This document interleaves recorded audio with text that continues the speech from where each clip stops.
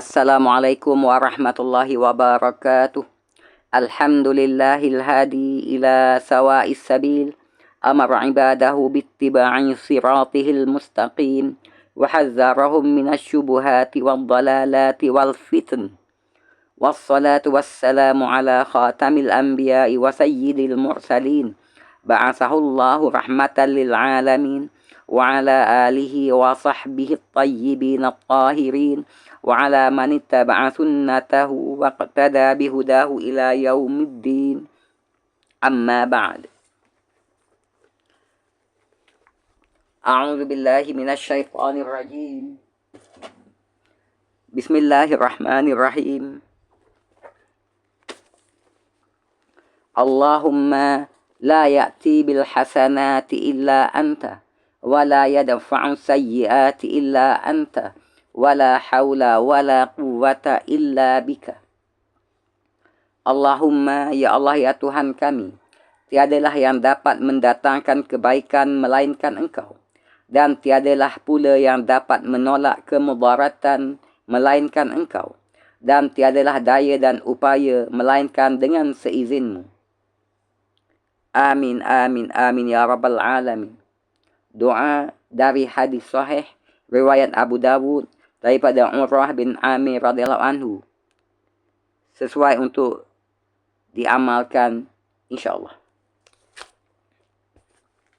Alhamdulillah, dengan izin dan limpah kurnia Allah Subhanahu wa taala serta kasihan belasnya kepada kita semua, telah berkenan Allah untuk melanjutkan usia kita ke suatu tempoh masa yang telah ditentukannya, untuk memberi ruang dan peluang kepada kita untuk terus melaksanakan, melipat gandakan, memperelokkan usaha atas kesempurnaan iman dan amal, untuk dijadikan bekal di hari bertemu Allah Subhanahu wa taala,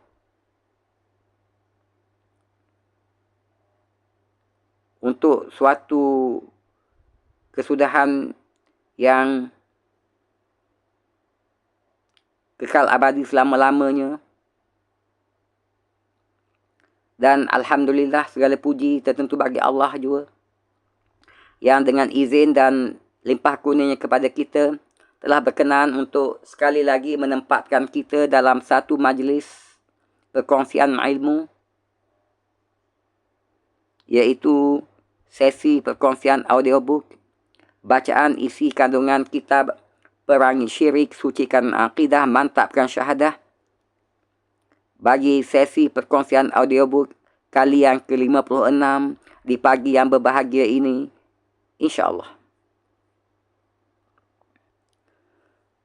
Perangi Syirik, Sucikan Akidah, Mantapkan Syahadah, hasil karangan Al-Fadhil Ustaz Dr. Abdullah Yassin Hafizahullah, terbitan oleh Karya Bestari dan edarannya oleh Grup Buku Karangkraf Sendiran Berhad. Manakala cetakannya oleh Ultimate Print Sendiran Berhad. Data Perpustakaan Negara Malaysia, data pengkatalogan dalam penerbitan Abdullah Yassin, Perangi Syirik, Palang Abdullah Yassin, ISBN 978 sempang 967 sempang 86 sempang 0397 sempang 3. 1. Islam Doctrines. 2. Faith Islam. L. Judul 297.2. Dan versi yang sedang kita ikuti perkongsian audiobook bacaan isi kandungannya ini adalah versi PDF bagi cetakan kedua tahun 2013. Allahumma aftah alaina hikmataka wansyur alaina min khazaini rahmatika ya arhamar rahimin. Rabbi yasir wa la tu'assir wa tammim bil khair wa bika nasta'in. Rabbi zidna ilma warzuqna fahma. Amin amin amin ya rabbal alamin. Sebagaimana lazimnya, Sepintas lalu berhubung kait dengan isi kandungan kitab ini, alhamdulillah, dalam sesi-sesi perkongsian terdahulu, telah pun kita selesaikan perkongsian muqaddimah kitab, juga keseluruhan daripada bahagian 1, penjelasan 6 rukun iman yang meliputi bab 1, Islam agama yang hak, bab 2, ibadah dalam Islam, bab 3, umat yang terbaik, bab 4, rukun-rukun iman. Manakala bagi bahagian kedua pula, perkara-perkara yang membatalkan iman, telah kita kongsikan keseluruhan daripada bab 5, kufur pada Allah Subhanahu Wa Taala, yang antara lainnya merangkumi subtopik makna kufur, pembahagian kufur, dan perkara-perkara yang membatalkan iman. Dan juga keseluruhan daripada bab 6, syirik kepada Allah Subhanahu Wa Taala, yang antara lainnya merangkumi makna syirik, sejarah syirik, jenis-jenis syirik, dan bahaya syirik. Dan kita masih lagi berada di bab 7, amalan-amalan syirik, yang merangkumi subtopik berikut, iaitu sihir, yang telah pun selesai kita kongsikan perkongsiannya dalam sesi-sesi terdahulu. Juga ruqyah, jampi mantra ataupun jampi serapah, juga telah selesai kita kongsikan dalam sesi-sesi perkongsian sebelum ini. Dan tamimah, yakni tangkal azimat, at-tiyarah, yakni tilik ataupun tenung nasib, syafaat, yakni pertolongan, dan tabarruk, yakni mencari keberkatan. Untuk makluman, kita masih lagi berada di subtopik yang ketiga, tamimah, yang mana telah pun kita selesaikan dalam 2 sesi terakhir sebelum ini.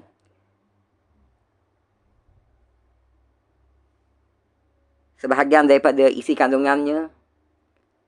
Dan insya-Allah di pagi yang berbahagia ini akan kita lanjutkan lagi perkongsian audiobook di bawah subtopik tamimah ini, iaitu bagi sesi perkongsian audiobook kali yang ketiga daripada 4 sesi keseluruhannya, bagi mengakhiri subtopik tamimah ataupun tangkal azimat ini.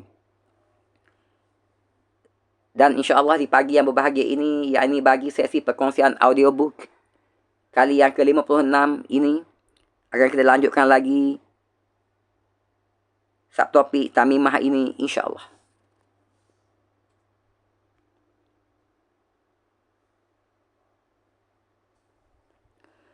A'udzu billahi minasyaitonir rajim. Likullin ja'alna minkum syir'atan wa minhaja. Untuk setiap umat di antara kamu, kami berikan aturan dan jalan yang terang. Al-Ma'idah ayat 48. Sadaqallahul azim. Ini adalah sesi perkongsian audiobook, bacaan isi kandungan kitab Perangi Syirik, Sucikan Aqidah, Mantapkan Syahadah, hasil karangan Al-Fadhil Ustaz Dr. Abdullah Yasin Hafizahullah, bagi sesi perkongsian yang ke-56. Semoga bermanfaat untuk kita semua, insya-Allah.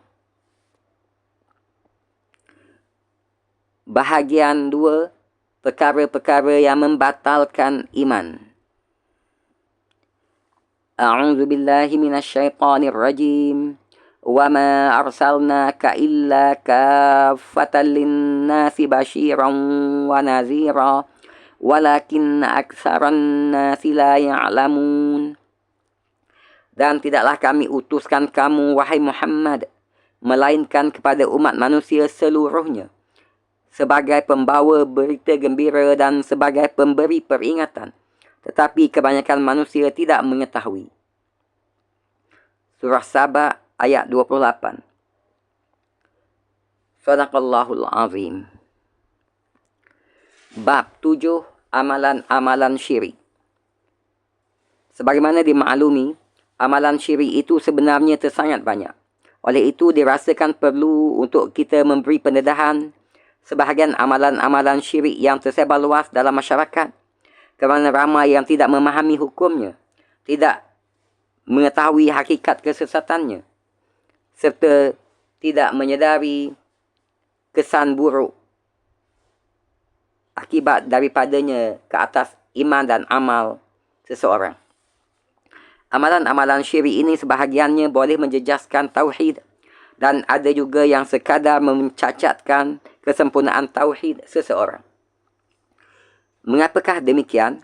Ini kerana ada di antara amalan-amalan tersebut yang digolongkan sebagai syirik akbar, kufur akbar atau nifak akbar. Ada pula yang digolongkan sebagai syirik asghar, kufur asghar atau nifak asghar. Perlulah diingatkan bahawa jenis-jenis amalan syirik yang pertama iaitu syirik akbar, kufur akbar atau nifak akbar boleh merosakkan tauhid seseorang. Manakala jenis-jenis amalan syirik yang kedua iaitu apa yang digolongkan sebagai syirik asghar, kufur asghar dan nifak asghar pula mampu untuk merosakkan kesempurnaan tauhid atau keimanan ataupun i'tiqad seseorang. Di antara jenis-jenis amalan syirik tersebut ialah pertamanya sihir.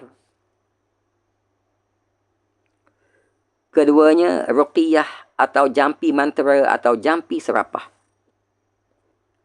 Ketiga, tamimah atau tangkal azimat. Keempat, at-tiyarah yakni tilik atau tenung nasib. Ketiga, syafaat yakni pertolongan iaitu syafaat yang batilah, syafaat yang batil. Dan yang keenamnya tabarruk yakni mencari keberkatan. Yakni tabarruk yang batilah, tabarruk yang batil. Untuk makluman, kita masih lagi berada di bawah subtopik tamimah yakni tangkal azimat.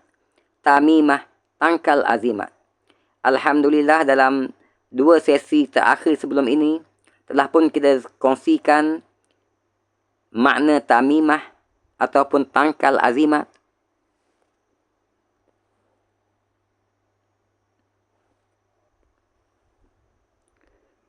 Dan dalil-dalil pengharaman tangkal azimat daripada Al-Quran, sebab-sebab syar'iyah dan tabi'iyah.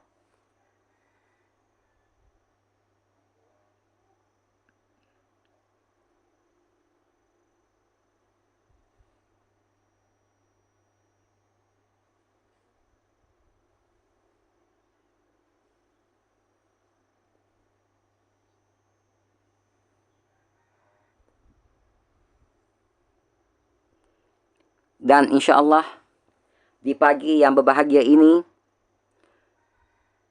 untuk sesi perkongsian audiobook bacaan kitab Perangi Syirik, Sucikan Aqidah, Mantapkan Syahadah oleh Al-Fadhil Ustaz Dr. Abdullah Yassin,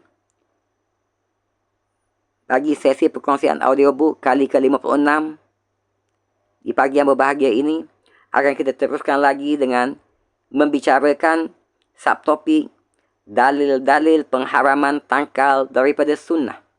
Dalil-dalil pengharaman tangkal daripada sunnah.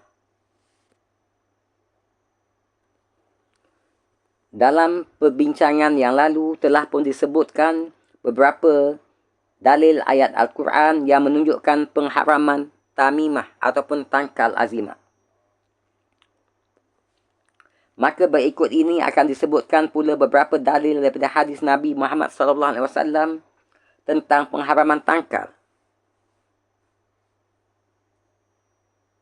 Antaranya adalah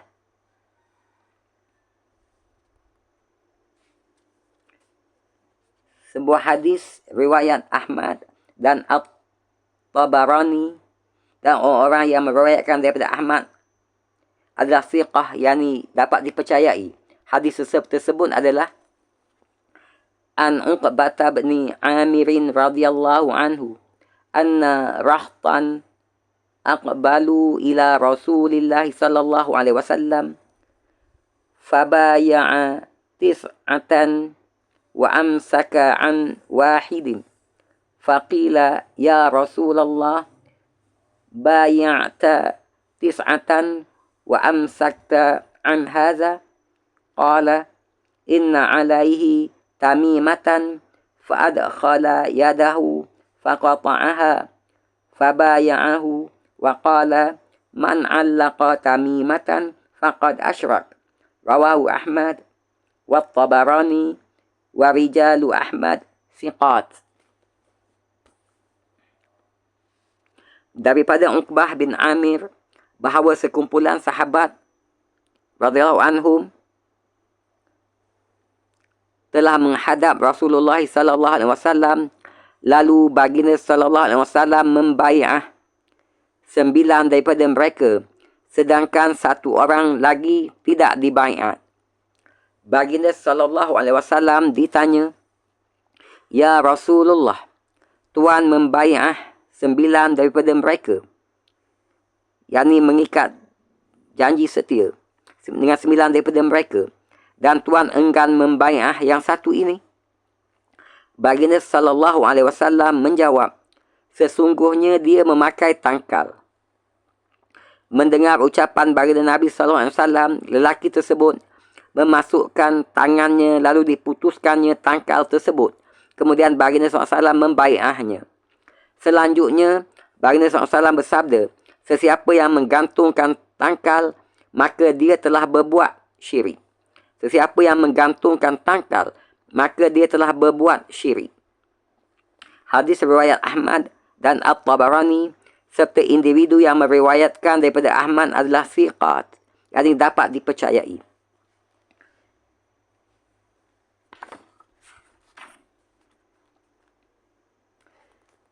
Syekh Abdul Rahman bin Hasan berkata, rujuk nota akhir nombor 21, iaitu kitab Qurratu Uyun Al-Muwahhidin oleh Syekh Abdul Rahman bin Hasan Al-Syekh, halaman 66. Syekh Abdul Rahman bin Hasan berkata, hadis ini menyatakan dengan jelas bahawa memakai tangkal adalah syirik jika bertujuan agar diri terhindar daripada malapetaka ataupun mendapat manfaat. Keyakinan seperti ini mampu merosakkan kesempurnaan tauhid dan keikhlasan yang terkandung di dalam kalimah La ilaha illallah, iaitu tiada Tuhan yang berhak disembah melainkan Allah.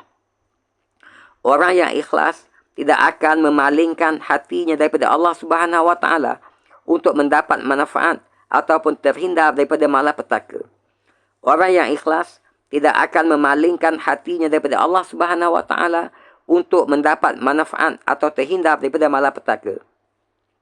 Ini sebagaimana firman Allah Subhanahu wa taala dalam surah An-Nisa ayat 125. Wa man ahsanu dinan mimman aslama wajhahu lillahi wa huwa muhsin. Dan siapakah yang lebih baik agamanya daripada orang yang ikhlas menyerahkan dirinya kepada Allah sedang dia pun mengerjakan kebaikan. Sadaqallahul azim. Jika demikian, kesempurnaan tauhid tidak mungkin akan dicapai oleh seseorang kecuali dengan meninggalkan syirik. Kesempurnaan tauhid tidak mungkin akan dicapai oleh seseorang kecuali dengan meninggalkan syirik. Walaupun perbuatan sahabat tersebut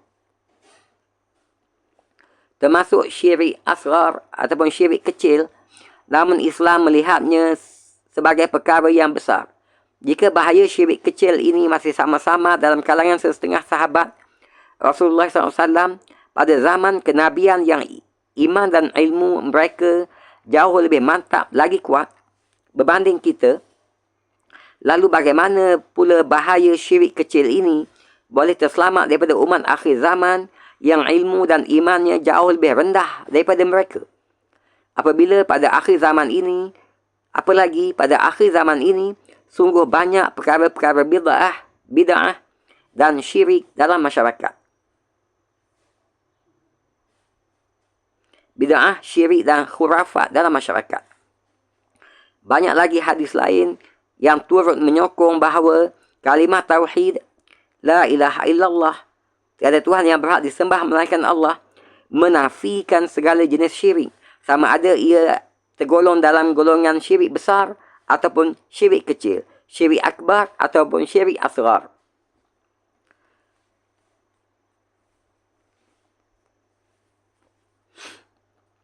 Abu As-Sa'adat berkata, rujuk nota akhir nombor 22, iaitu kitab Fathul Majid, Syah Kitab At-Tauhid, Al-Syekh Abdul Rahman bin Hasan Al-Syekh, halaman 120.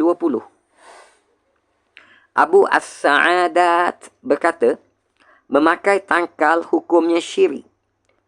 Memakai tangkal hukumnya syirik kerana mereka ingin menolak ketetapan takdir yang ditulis ke atas mereka dan mengharap agar terhindar daripada musibah kepada selain Allah Subhanahu Wa Taala, padahal kuasa yang dapat menolak musibah hanyalah Dia.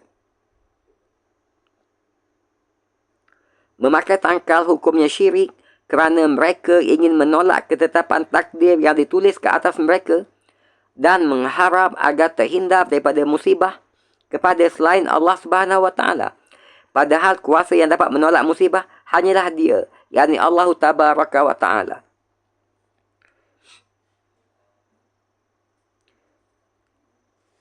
An Huzaifah bin al-Yaman annahu ra'a rajulan fi yadihi khaytun minal humma faqata'ahu wa tala qawlahu ta'ala wa ma yu'minu aksaruhum billahi illa wahum musyrikun. Daripada Huzaifah bin Yaman radhiyallahu anhu, sesungguhnya dia melihat seorang lelaki yang pada tangannya terdapat tangkal yang diperbuat daripada benang supaya terhindar daripada demam. Lalu diputuskannya, yakni Huzaifah, benang tersebut sambil membaca firman Allah. Wa ma yu'minu aksaruhum billahi illa wahum musyrikun. Yang artinya, dan sebahagian besar daripada mereka tidak beriman kepada Allah, melainkan dalam keadaan mempersekutukan Allah, yakni dengan sembahan-sembahan yang lain. Surah Yusuf ayat 106. Kisah Huzaifah bin al-Yaman yang digelar Sahib As-Sir, yakni penyimpan rahsia Nabi SAW, membantah sikap sesetengah sahabat yang memakai tangkal sambil membaca ayat suci dalam surah Yusuf, menunjukkan bahawa para sahabat mengambil dalil ayat-ayat Al-Quran yang mengandungi penafian syirik besar bagi ditujukan ke atas syirik kecil. Kisah Huzaifah bin al-Yaman, yakni Sahib As-Sir, yakni penyimpan rahsia Rasulullah SAW, membantah sikap sahabat yang memakai tangkal sambil membaca ayat suci dalam surah Yusuf, menunjukkan bahawa para sahabat mengambil dalil ayat-ayat Al-Quran yang mengandungi penafian terhadap syirik besar bagi ditujukan ke atas syirik kecil, yakni hujah ke atas syirik akbar boleh digunakan juga ke atas syirik asghar. Dengan lain perkataan, ini menunjukkan kesahihan mengambil dalil untuk syirik kecil berdasarkan ayat-ayat yang diturunkan oleh Allah Subhanahu Wa Taala untuk menjelaskan tentang syirik besar. Ini kerana kandungan ayat Al-Quran adalah syumul, yakni menyeluruh, yakni mencakupi semua jenis syirik.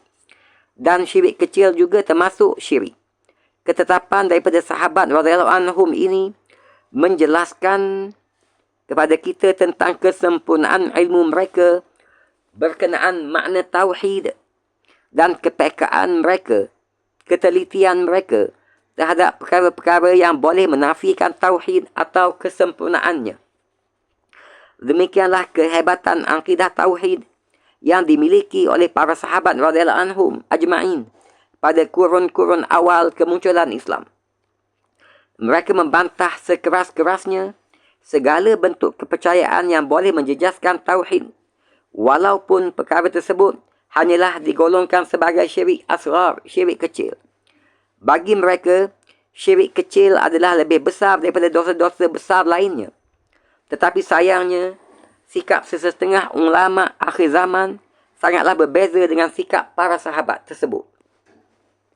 Jika para sahabat menentang keras pencemaran tauhid, walaupun hanya syirik asghar, syirik kecil, namun terdapat pula sebahagian ulama zaman ini yang membantah keras jika ada golongan yang ingin memurnikan akidah, mensucikan akidah dan mencegah masyarakat daripada terlibat dengan syirik-syirik asghar, syirik-syirik akbar, syirik-syirik besar. Malah mereka menuduh golongan yang ingin memurnikan tauhid dengan pelbagai tuduhan seperti golongan sesat dan puak ekstremis, puak yang melampau, agar masyarakat memandang serong terhadap usaha suci tersebut. Rujuk nota akhir nombor 23.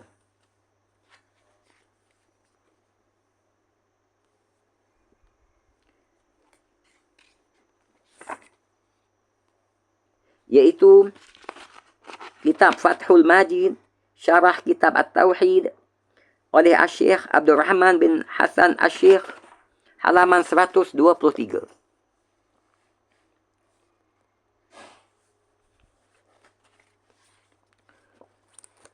Wa an Isa qala dakhalna ala Abi Ma'badin na'uduhu faqulna alla tu'alliqu syai'an qala al-mautu aqrabu min zalik inni sami'tu Rasulullah sallallahu alaihi wasallam yaqul man 'allaqa syai'an wukila ilaih, rawahu Tabarani wa yuqawwihi hadisu Abi Hurairah wa qad marra fi as-sihr.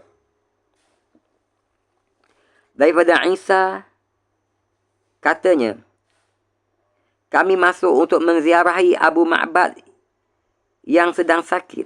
Lalu kami menyarankan, mengapa kamu tidak menggantungkan sesuatu, yakni memakai tangkal? Dia radhiyallahu anhu menjawab, kematian adalah lebih hampir dari yang demikian. Sesungguhnya aku mendengar Rasulullah sallallahu alaihi wasallam bersabda, sesiapa yang menggantungkan sesuatu, yakni tangkal azimat, nescaya dia diserahkan kepadanya. Hadis riwayat At-Tabarani. Hadis ini diperkuatkan oleh hadis Abi Hurairah tentang sihir.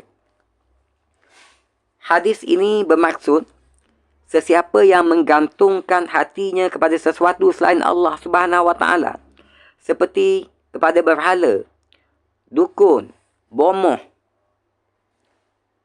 pawang, wali-wali, tangkal dan sebagainya, agar dia boleh terhindar daripada musibah, penyakit ataupun untuk memperolehi manfaat, maka dia, yakni Allah Tabaraka wa Ta'ala, akan menyerahkannya kepada apa atau sesiapa yang menjadi tempat dia menggantungkan hatinya itu.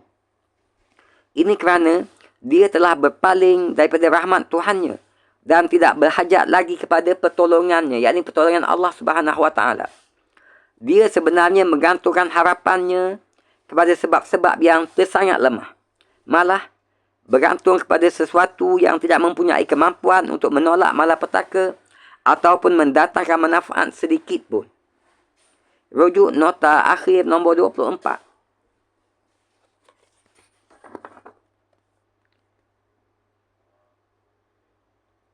Iaitu kitab Fathul Majid, syarah kitab At-Tauhid oleh Asy-Syaikh Abdul Rahman bin Hasan Asy-Syaikh, halaman 122. Wallahu a'lam. Alhamdulillah, dengan izin dan limpah kurnia Allah Subhanahu wa taala, telah dapat kita selesaikan sesi perkongsian audiobook kali yang ke-56 bagi bacaan isi kandungan kitab perangi syirik, sucikan akidah, mantapkan syahadah